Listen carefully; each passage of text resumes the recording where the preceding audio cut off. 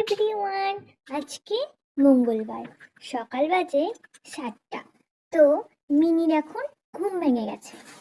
এই টিনি, এই মিনি, ঘুম থেকে ওঠ, 7টা বাজে তো। টিনি, আমাকে আরেকটু ঘুমাতে দিবে? না মিনি, 7টা বেজে গেছে, এখন উঠে পড়ো। আচ্ছা, 2 মিনিট দাঁড়াও।